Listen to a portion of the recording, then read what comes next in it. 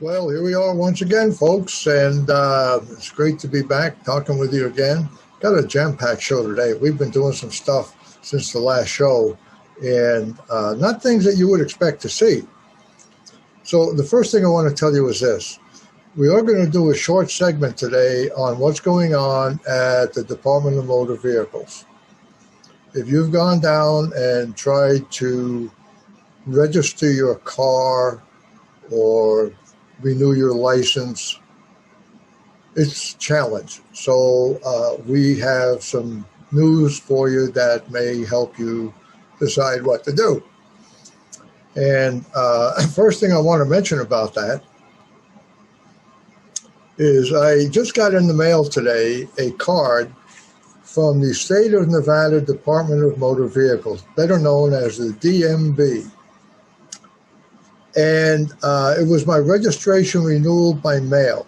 Well, that's kind of convincing. I like that idea. And in there, the registration to renew my 2001 Chevy Venture van, the total fee is $89. Could be worse. It could be better. I don't know. But here's how it breaks down. And I'll bet you most of you who get this never really look at what you got. So if you get a registration for your vehicle in the mail, I'd like you to look at it and see what the true costs are. And I'm going to explain what goes on there.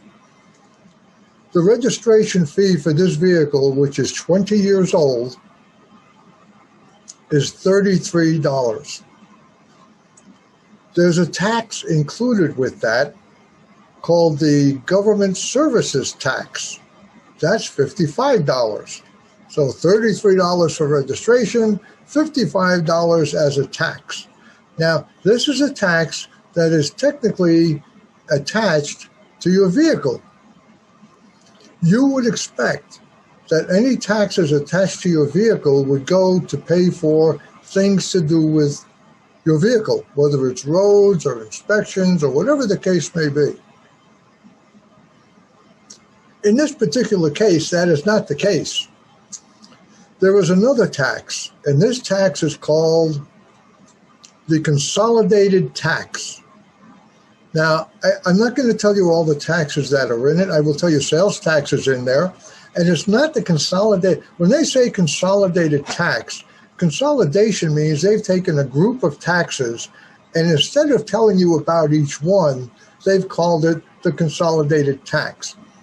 Now, in my backyard where I live, if somebody uses the English language and I don't think they're using it properly, I expect that they will correct what they tell me so that I can fully understand what I'm being told. The consolidated tax, if you do a search on the internet on the state of Nevada, you'll find out that the consolidated tax is not a tax. It is 6 different taxes because they were getting so many kinds of taxes, they didn't want the public to think that they were being overtaxed. So you got this one thing called the consolidated tax. What they really should have done is called it the consolidated taxes, plural. That would be a little bit of a clue as to what to look for. Now, how do I know this? Because I have a bad habit of investigating things and always being curious about what we're dealing with. And that's the issue here. The consolidated tax is $55. Now, where does that tax go?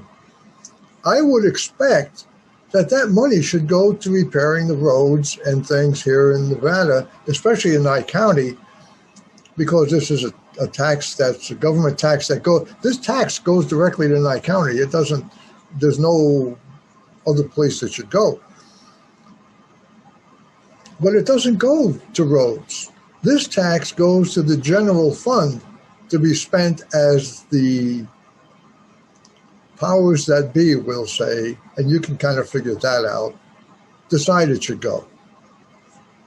By the way, I want to give out the phone number today because many times I neglect to do that. The phone today is the same as it's always been, 775-990-4900. If you want to get in on a discussion of the taxes that we pay for our vehicles, you are more than welcome to call in. I always love to have a conversation with a listening audience. And believe me, anything you want to talk about, I'm up for it. That's the name of the game. So this $55, in my opinion, and I'm only a taxpayer and a citizen, and I like living here, and I don't trust what these guys in government do all the time. I've had too many bad experiences with them. This $55 ought to be put into a separate fund, not considered a consolidated tax, and it should go strictly to roads, improvement and repair. Now, I don't know how you feel about that. If you just like giving the government more money that you didn't know what was going there. As a matter of fact, when I went to the Department of Motor Vehicles, I'm going to use the term DMV because it's a lot easier. When I went to the DMV a few years ago, and I went in with my little card, and I read what they give me. Most people don't read it. They just look, oh, it's $89, I'll go pay it. I don't. I read what they give me. So I was sitting down in front of one of the clerks. And by the way, I have to say, every clerk I have ever dealt with at the DMV here in Pahrump has been very helpful, very courteous, except for one. She wanted to debate me over politics while she was on the job. And she was getting kind of loud. And the supervisor had to come over and tell her that she can't do that and she better cut it out now. So maybe that's why they're always nice when I go in. But I have to say, they've been very helpful. I'm not sure that the DMV, though, is helpful to the employees the way they've structured the work that needs to be done. And that's something we're going to get to kind of later in the show. So I don't know how much money. I didn't look it up before we did the show because I just got this card in the mail just before I came in to do the show. But there is one other thing that I do like. Now, I'm a veteran. And the state of Nevada is really trying to do things to help veterans, even in some small ways. And one of the things you do as a veteran is you get a veteran's credit, if you will, for your service to the country. And I spent 4 years away from family and home and all those other things. I was in foreign countries. And good at my job, by the way. I actually got an award as an Airman of the Month when I was in England. And actually, they wanted to, when I went through basic training, they wanted to send me to Harvard to study Chinese. And I said, why would I want to do that? So I didn't. I really wanted to fly, but when you're colorblind, flying at that time was a no-no. And eventually, you were able to get a pilot's license. And they have a thing called the VASI lights. They're lights that when you line up properly on the approach to the runway, you can see these lights in the proper color. Well, I can't see that color.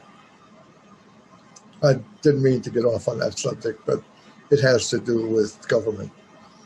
So when you go to get your next card to register your vehicle, take a look at it and see how much you're paying in government services tax. It's not like they're not getting enough money. God, they had $1 billion raised tax increase when Sandoval was governor. Can you imagine a Republican governor creating a $1 billion tax increase? Oh, everybody was thrilled because what are we going to do with the money? Anyway, I really do like the employees at Pahrump's DMV. What I don't like is upper-level management outside of Nye County. They are not treating Nye County properly. So let me tell you one of the things I learned. I went up there. We did a video. A fellow named Bruce Schoenberger went to the DMV at sunrise, prior to sunrise, to video the people standing in line to get into the DMV building. Actually, they were there to get an appointment. Somebody in government had made a decision that if you want to go to the DMV to get your license, to renew your license before it expires, or you want to register your vehicle or get it inspected, the thing you had to do is you have to go stand in line to get an appointment to come back at another time so they can give you whatever it is you need, or not give it to you, as the case may be. And to me, that just seems wrong. So Bruce went there to interview some of the people in line. Now, he got there before sunrise, but he didn't get there at 4 o'clock. I can guarantee you that. It was more like 5:30, 6 o'clock. But anyway, it was early. The DMV opens at 8 o'clock. And I can tell you this. There were at least 100 people in line. How many got appointments is the real question. And what happened to those who didn't? That's what our video, part of our video is about. We also have some information in there as to what you can expect to see when you go to the DMV. Now, it's not the fault of the people here who work at DMV, the employees. Somewhere up the chain of command is where the problem lies. And I can't find out where that is. As a matter of fact, if you want to make a phone call to DMV at the state level, good luck. This is a government of, by, and for the bureaucrat, not the people. Since when do you remember the U.S. Constitution being created so the bureaucracy can run your life for you? What's going on at the DMV is a perfect example. Now, I went down there with my press credential, and I let them know I was with a radio station and I do a show, and I have a press credential, and I want to go in and see how the business is being conducted so I can report it. I was refused. And the security guard would not let me pass the entrance. And there were some other people standing there. They're not in the video because we didn't decide to do it at that time, but we did do it. Now, tonight at 8 o'clock, and this is Thursday, April 22nd, tonight at 8 o'clock, that video is going to be available on my YouTube channel, The Last Free American Town. And later on tonight, when I link it up, it'll also be available on my Facebook page. And you should watch it because there's going to be a sequel to our video. And I'm actually going to send a copy of it over to somebody I know that helps me out. I have to say, like I say, I think the employees are really good, hard workers, and they really try to treat us right. Whether they like us or not, they do the right thing. And sometimes even for them, it can be difficult. And I'm not trying to brown nose anybody. Let's state the facts, and that's where we are. So, okay, and the phone number again here, in case you wanted to call in and talk about your experience at the DMV, is 775-990-4900. Now, you can only call in on Thursday. Any other day, it'll be a repeat. And unfortunately, on the repeats, we don't take phone calls. So that's where that is. And, when I talk about the language and this thing about the consolidated tax, every time you read the newspaper or anything listening to the news, you should be questioning what you hear. I don't trust anything, and I mean anything, that I read anymore. I will take what I think is the truth, and I will go from there. Let me give you an example. Here's a headline from the Las Vegas Review-Journal, and it says, remember the rioting recently on this case where they just had it this week. And this police officer, Chauvin, was determined to have been the murderer because he shot some bad guy. Now, we never know when somebody gets caught doing something against the law, that's the only thing we know they did, usually. But if they did that, don't even think they didn't do anything else. The chances are that they have been committing crimes constantly and finally got caught. The odds were against them. Now, if you were to talk to a deputy and one who has experience, I bet you that they will tell you that sometimes they'll catch a perpetrator and they've only got one crime on them. Maybe it's thief. Maybe they've broken into houses and stolen things, so they got caught with it. But and I've heard this. They've told me this already years ago. They take somebody off the street and suddenly crime rate goes down because they weren't committing just one crime. They were committing multiple crimes. They only got caught for that one. So when you see them go to trial, if they do, it's over that one issue. But when the crime rate drops when they go to jail, that's a damn definite indication that they were part of the crime spree going on. Then when they come back out, guess what? If they didn't learn their lesson, they're back at it again and the crime rate goes up. So there are some people who got into trouble financially and in desperation, they needed to feed their kid. They did some kind of petty theft. There was a town manager, a town board member, and I nicknamed her Five Fingers because Walmart caught her stealing a $15 item. It was a phone accessory. And they prosecuted her for the $15 thing that she did. Because who knew how much other stuff she did? Anyway, what I wanted to get to was this. And I was kind of using that as the intro to this, what they call a segue. I always thought a segue was an electric vehicle. So it says in this heading, Las Vegans show relief over verdict. Now, I don't know about you.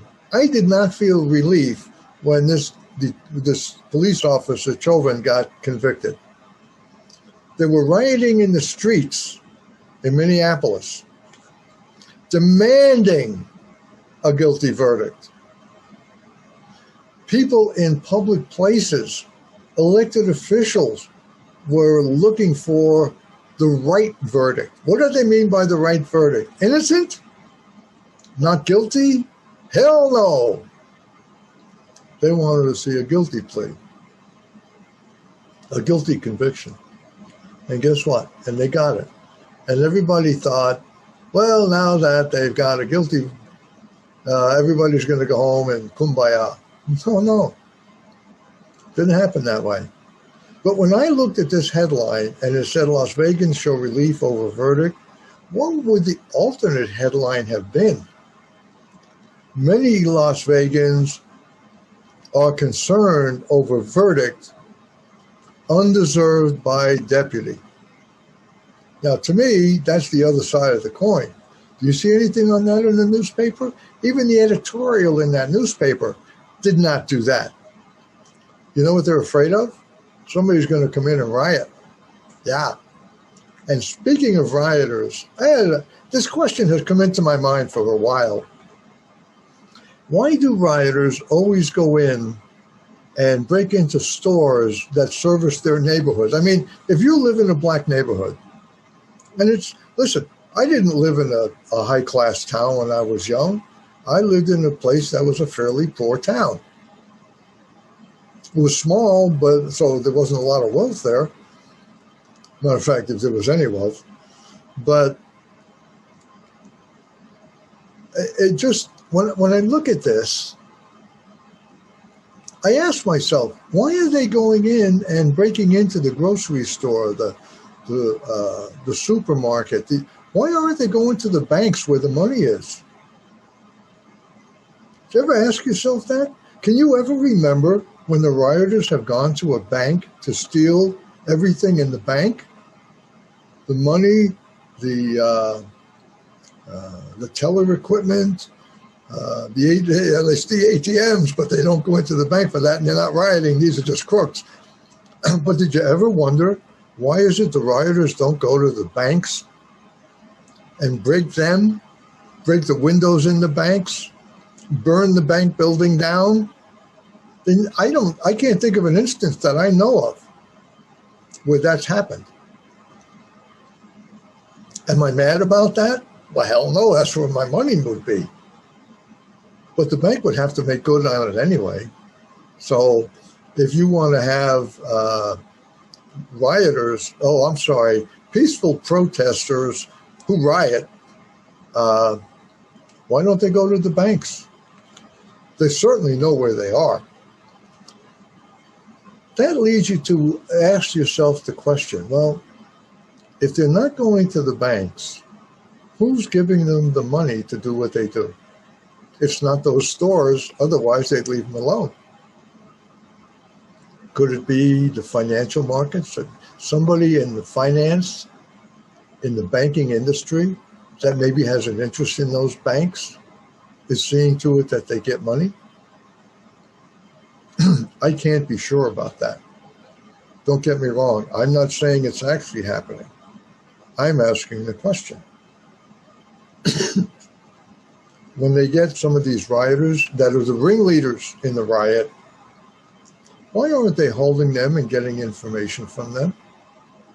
Why is it they're releasing them? Do lawyers get the right to go in and demand that somebody be released who's been burning some proprietor's shop, stealing the goods out of his store, causing disruption?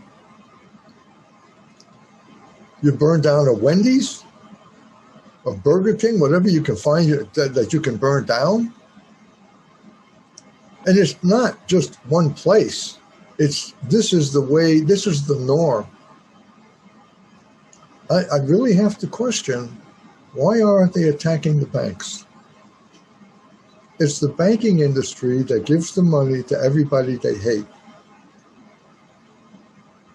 Just because you go out and work for a living and have a good job, that doesn't mean that they like you. Because they should go to the bank and tell. Matter of fact, if they went to here's the thing. If these people that are rioting went to the bank and destroyed all the records, would everybody's debt be cured? Would you no longer have to make a credit card payment or a house payment? What if they went to the county recorder's office or some other place? I'm not saying that they should. I'm just asking the question. Something is not quite right here, and we need to examine that. Now, do you think the banking industry is going to examine this question? I don't think so. Do you think the people who are in government needing money to get elected, do you think that they're going to investigate it? I don't think so. Just who's going to do that? You can't, because you can't get access to the information. Just like when I went down to the DMV as a reporter, and I have done investigative reporting on other issues here in Nye County, so it's not like this is my first shot out of the cannon. And they denied news media access to the building. What do they think we're going to do, burn it down? We just wanted to go inside and see how things were working out. We had a chance to talk to a couple of people who came out, who finally got what they needed. So here's my question. And this morning at breakfast, we had a conversation about this. I actually showed a preview of our video on the DMV to everybody at the breakfast. I've since modified it a little bit to add a few things, but by and large, they saw what we saw. And I know that they hadn't been there yet, except for one person, to have some business at the DMV. So let me tell you something good about the DMV, because I'm really not happy with the other part, but this part was different. I had an opportunity to talk to somebody that was working there.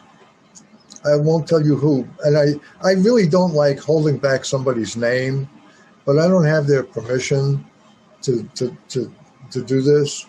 But there was nothing wrong in what they did. Matter of fact, I had a second employee that gave me the same information, so it's not like they were keeping it a secret. But I asked, who can I talk to about what's happening at the DMV?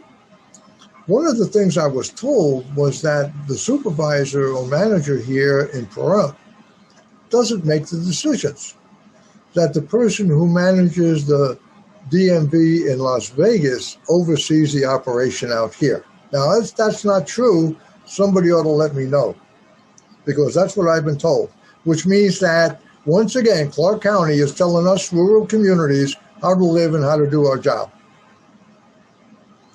Now, they're worried that if we do a better job out here, people will come out here from Las Vegas and want to have some assistance from our DMV. Except that if they live in Vegas, they can't do that. They'll get caught when they come out, and then they'll be sent home, and they've wasted their time. If you get a chance, you should watch the video. There's going to be another one. And so anyway, I was going to tell you that there was a nice thing that happened. I was given the name of the person, even though I couldn't find a phone number to call over the internet that I could call where somebody would answer the phone. I was given the phone number from a person who was public relations for the DMV. And I called it. And I had to leave a message. Well, what a surprise. Okay, so I left a message. And you know what? I got a call back about an hour later. Really nice guy. And when he called me, we had a nice discussion about what was going on at the office here in Pahrump. And he said, well, I haven't been out there for a while. I'm surprised to hear what you're telling me. I really don't think he was. I think he had to say that. But be that as it may, his last name was Malone, by the way. And I'm trying to remember his first name. I think it was Kenneth. Keith Malone. And I told him about the issues out here and people going back 2 and 3 times to the DMV to try and get an appointment. They're standing in line for 2-3 hours and then having to go home with no appointment even. So we got to talking about my difficulty. And my difficulty was I lost my license. God knows where it is. Stuff happens.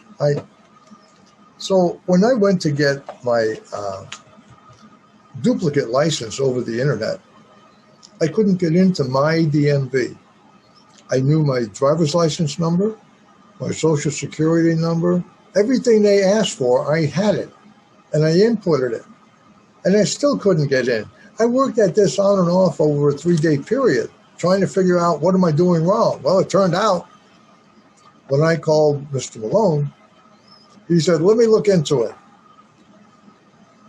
So a little while later, I got a call back. He said, well, I think we got it fixed. He called tech support, and he was able to get tech support to fix it, and I couldn't. There was something wrong in their software that wouldn't let me in. Once that was fixed, I was able to go in and I ordered my new duplicate.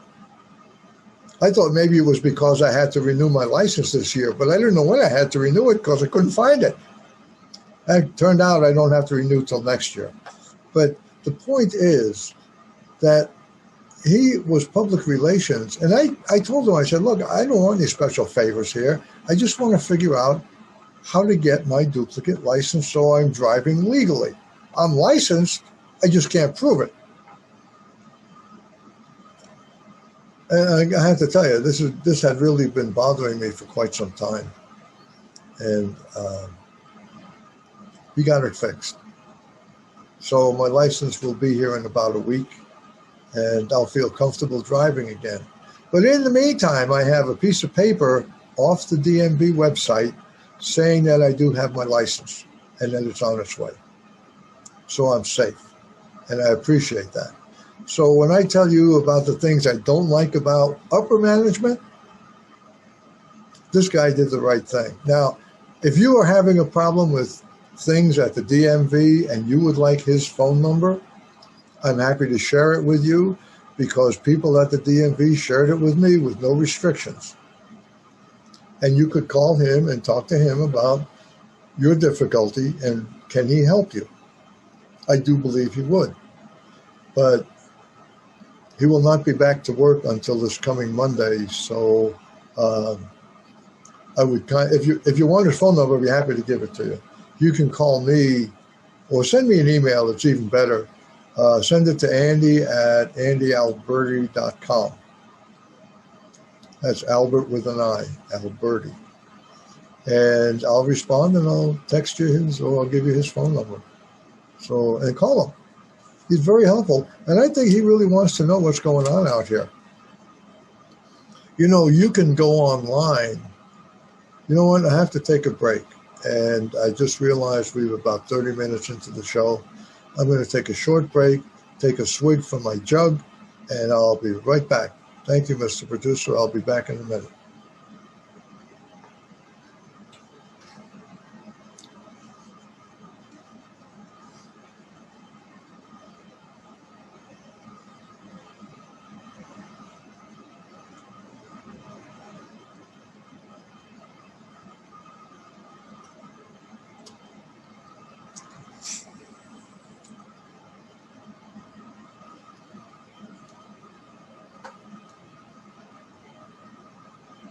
Back on. Okay, I'm back. Too bad for you, but I'm back. Okay, so I left you with the fact that you can contact me, and I'll give you his phone number, Keith. And I wanted to talk about something else here momentarily, and that's my vacuum cleaner. I like to do shows that give you information that you can't get anyplace else. So this is about my vacuum cleaner. Now, we have two dogs at the house. One's really hairy and big, and the other one's not big, but still hairy. Short hair. God, I hate that short hair stuff. Anyway, when we vacuum, we pull up a lot of dirt because the dogs are in and out. This is a desert, and they come in, they get dirty, they get cleaned, they go out, they come back, they're dirty again. So there's a lot of that going on, and especially when they're going out of their shedding period from winter to summer. Oh, every day there's wool all over the place. So it's time. I'm always in there fixing the vacuum cleaner, cleaning it out from hair clogs and stuff. And I went to replace or pull out, they have a HEPA filter, HEPA, HEPA. And they have a HEPA filter in the vacuum, which isn't very obvious, but if you read the manual, you'll know it's there. And I took it out, and it was just plugged solid with dirt, real fine. You could make makeup out of this stuff. And it was a part number EJ4. And I took that part number and I went online. First I went to Walmart. They don't have it. I went to Home Depot. They sell vacuum cleaners, but they don't carry parts. And then I decided, you know what, I'm just going to go online and look for it. So I went and I did a search on Amazon. And Amazon had that part number. And the funny thing about it, when you look at it, you know, you always got to read everything. Otherwise, you get the wrong stuff. I looked at it, and they recommended that I check the dimension. I thought, that's strange. This is the part number. Well, the bottom line is this. The original HEPA filter was 9.5 inches long. And it was the same part number as the new HEPA filter that is 10.5 inches long. And they don't make the old filter anymore. So if you have an older vacuum and you need to replace that part, you can't get it. Nobody has it. If you go online to look for it, they're all 10.5 inches long. Now what do? I don't know, I called Mark's vacuum service here in Pahrump because they told my wife they have all kinds of stuff, a lot of old stuff. Well, they didn't have that.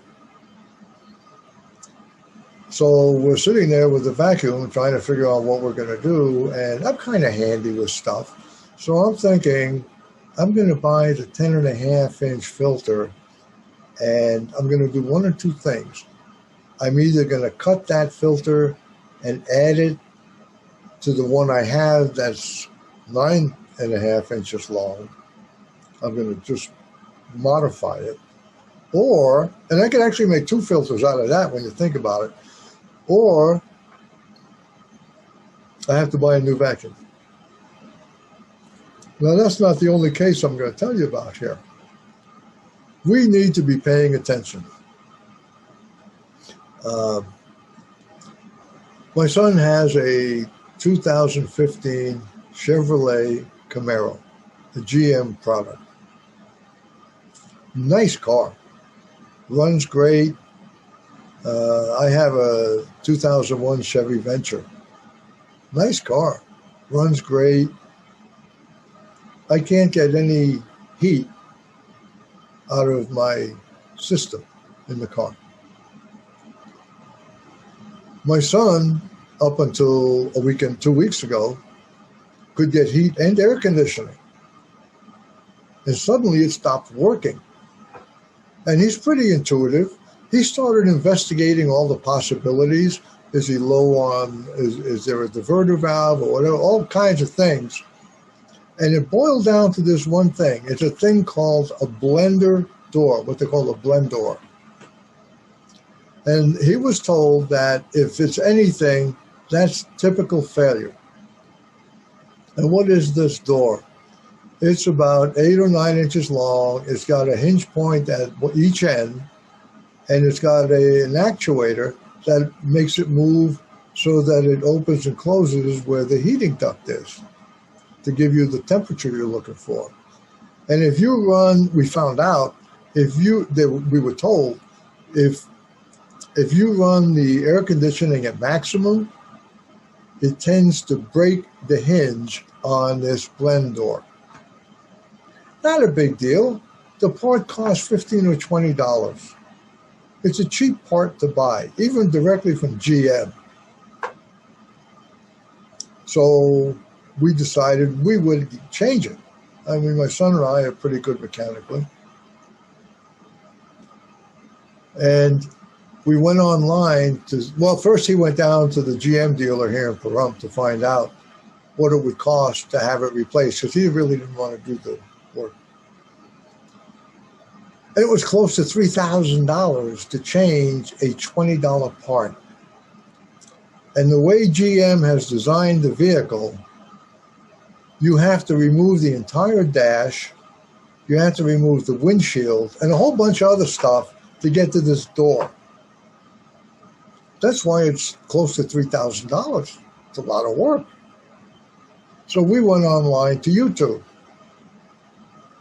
There were some very smart guys that are on YouTube, and they showed you how you can mark off an area and cut it out of the panel, and right behind this panel is the blend door, and you can just take it out and replace it. Except you got to lay in there on your side, and it's really uncomfortable. We had to take out the driver's seat, but you know what? For $2,500, $3,000, it's worth doing. And we did it. And when we got done, I have to tell you part of this. When he took the door out, a piece of the plastic fell inside this cavity where the door is. and he couldn't find it. And he said, oh, well, I'll just put it back together. It won't bother anything. You know what? You know, when something doesn't belong in a place, you don't want to leave it there. You want to take it out. I couldn't find it, and he couldn't find it. So I had gone on to AliExpress about 8 months ago, and I bought an endoscope. An endoscope is a little camera smaller than the diameter of a woman's pinky with 6 LED lights at the end of it and a camera. And it has a 3-foot cable that will attach to your cell phone. And you can control it so that you can see inside the cavity. Well, you couldn't get your head in there to see anything. It was terrible. So when I went in there with it, and first we had tried using tape that was sticky, so we put it on backwards to try and get that part, and the tape came off the stick. Now we got 2 things in there. We got the tape, and we got this part that he can't find. Then he comes to me and he says, hey, Dad, look, I think this is the part that was in there. Actually, it didn't go in, it fell on the carpet.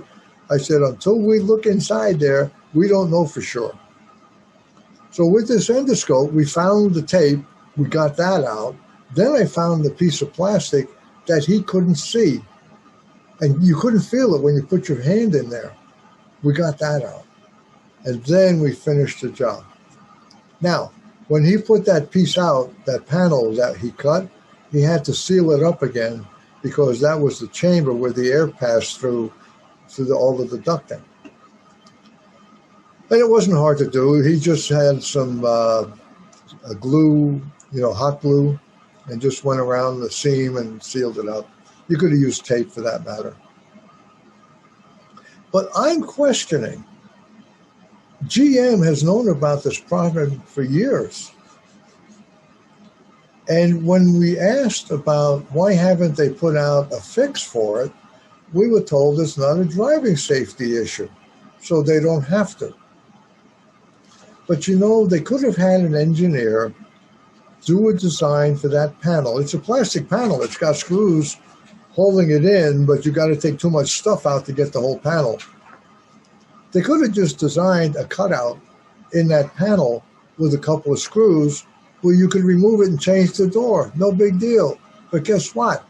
There were people paying $2,500 or $3,000, depending on where you go, to have this thing repaired. But if you're smart enough to look at YouTube and figure out how to do it, I'll tell you what we spent. We spent $35 to get a hot gun. It was a hot knife, and it went to 950 degrees. So we used that in order to cut the panel out so it had a smaller hole. It worked out. All right, well, I guess I didn't mean to spend that much time on it, but, there are things we don't know that we need to learn from each other.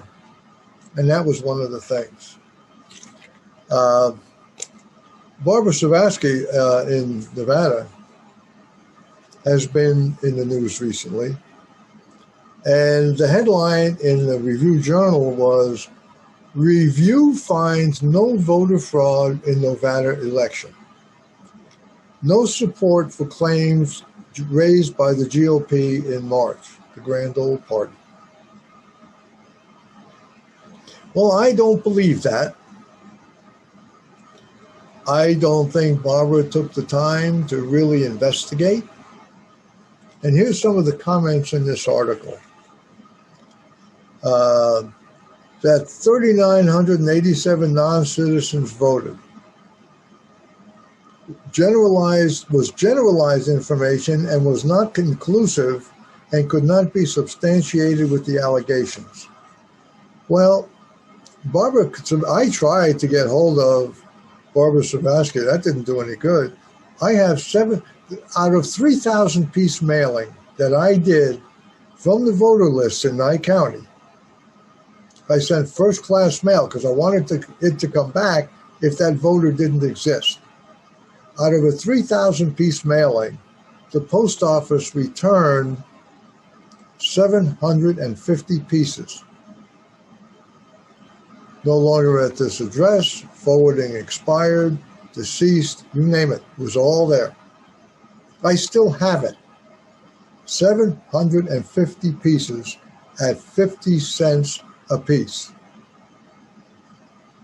Easily spent $350 plus printing and paper and time. So if you take that number, and there's 36,000 people supposedly that are registered to vote in Nye County, and you extrapolate it out, for those of you who never finished school, extrapolate means to apply the percentage ratio to a higher number. Out of that 36,000 people, we have illegally registered 3,000 people. No, not 3,000? You're absolutely right. It's not. I lied to you. It's actually 7,500 people not eligible to vote in Nye County. Now, what if some scrupulous entity decided those people should vote? I'll tell you, it was really odd, because I had a conversation with the chairman for the Democrat Party in Nye County, and she told me they had registered 13,000 people in Nye County as Democrats. And when we had that conversation, there were a couple of witnesses there. And I said, gee, I don't see that on the voter rolls, and I did a count. Maybe we should sit down over lunch one day and just kind of compare notes, because if you've done that, I'm really impressed. She didn't, lied to me, never called me back, never wanted to sit down. No wonder their party is in such disarray. That is the caliber, if that's the caliber of leadership, they are really in trouble. Now, here's some more of this article about our only Republican in office, major office. 2,479 voters moved to another state. And according to her, probable that many of these voters were Nevada residents during the 30-day period preceding the election. Now, I had, prior to this election, I did my mailing, and I had 750, which if you extrapolated it out would become 7,500. So her small number of 2,479 throughout the state, I think she needs to clean herself up after that one. That's dirty. Then she had 21,140 people voted twice. And she says information suggested that they are not the same person was not available. And the last item was a Chicago reference. 1,500 dead people voted. Now, how do you know that? If they're still on the voter rolls, how do you know they were dead?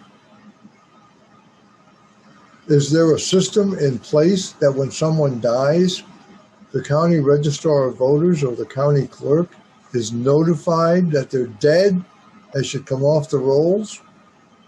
Not according to the returns I got, because some people wrote on the envelopes, died 6 months ago, died 3 months ago.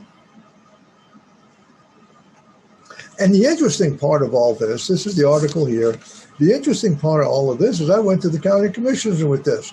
I brought them with me and I dumped it out on the table. And you know what they said? Nothing. They didn't care. I think it's time to remove people who are on the county commission who don't care. They all have their own agenda. There is one commissioner I really like at this point. There may be two more. We shall see. Here's another headline out of the RJ.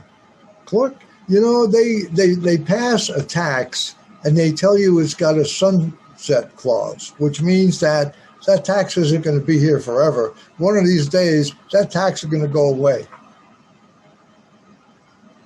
So here's the article. It was April 21st this year. Clark County sales tax hike gets extended for 2 years. This is a tax that they put on the people in Clark County that was supposed to expire this year. And because they were going to lose tax money to pay exorbitant salaries, they decided to vote to extend that tax. Now, maybe some of you may say I'm kind of talking through my hat here about these exorbitant salaries, but I have right in my hand here the printed document on what some of our bureaucrats are being paid. Here's a man named Zamboni. Now, you know, Zambonis are used to clean the ice and freshen it at hockey games. I don't think this is the same guy because this guy's a doctor. But he works at the University of Nevada, Reno. He's a professor, he's a chair of the surgery for Las Vegas. Now, you're probably going to ask, how much does this man make? Well, according to the public record, and everything now has to be public, there's no hiding it anymore. His salary is $1,340,556.12. His total pay, including some other benefits, is $1,385,872.20. You can't get more exact than that. And this is not just 1 year. This is 2, 3, 4, 5, 6 years, 7 years. So if we're making millionaires out of government employees. Not only that, I have a list here of other people, oddly enough. Why don't we just ask them to volunteer public service, like the rest of us schmucks? I don't hear them doing that. I have another page here. This was everybody that is making less than $1 million, but more than $900,000. They're out there, folks. So when we talk about taxes and the issues in your pocketbook and the government being afraid to reduce a tax somewhere, they need our help. Really, they need our help. But I don't think they want it. Now, I'm doing a show today, and behind me, if you look at it, I have a picture of a room where you can have a meeting. And this room exists, just like my last show, a different room, at First Step here in Pahrump. And it's right across the street from the Moose Lodge. And if you wanted to have a meeting there, you can rent a room for $10 an hour. You don't have to get extra insurance. You don't have to do anything other than just give them the money, leave the room neat and clean like you found it. Really nice. You can't go to the library. The library used to ask if it was free at the library for their meeting room, and all you had to do was give them a $50 deposit to cover cleanup if you left the room messy. Because you can't do that now because government has determined that it's unsafe for you to be a human being in the presence of other human beings. Believe me, folks, it would be a nice thing to find some financial support for First Step. Now, First Step is not what you think it is. It's the first step back to sobriety, but it's not AA. It's a separate nonprofit that can accept the money as a tax deduction. Why not do that? It helps people get a good life again and get back to society. And I've met a lot of these people. They've come in with some real bad problems. And they're trying like hell to get their lives back together. I'm not saying give them benefits. I'm just saying give them a place where they can go and get support. That's about it. Okay, so I just wanted to mention that because it's kind of my backdrop. Now, the last thing I'd like to cover today, I think it'll be the last thing, is critical race theory. Do you even know what critical race theory is? Let me give you an example. The FBI was holding workshops on intersectional theory. The Department of Homeland Security was telling white employees they were committing micro-inequities and had been socialized into oppressor roles. In other words, white people are racists. There are no black racists, there are no Chinese or Asian racists, only white ones. Now, I don't know who the hell was selling black slaves to the settlers in Africa, but certainly their ancestors in Africa were selling the slaves to the white traders. Well, that's okay, because they weren't white people. They're taught that white supremacists, and every one of you out there that's a white-skinned person is a white supremacist and are responsible for mass killings. These executives were then forced, taking these classes, they were then forced to renounce their white male privilege, which you keep hearing in the news all the time, white male privilege, and write letters of apology to fictitious women and people of color. I believe white's a color, by the way. English-speaking Christian males are members of the oppressor class and must atone for their privilege and convert white supremacy. I never felt like that. I worked like hell to make a living and to succeed.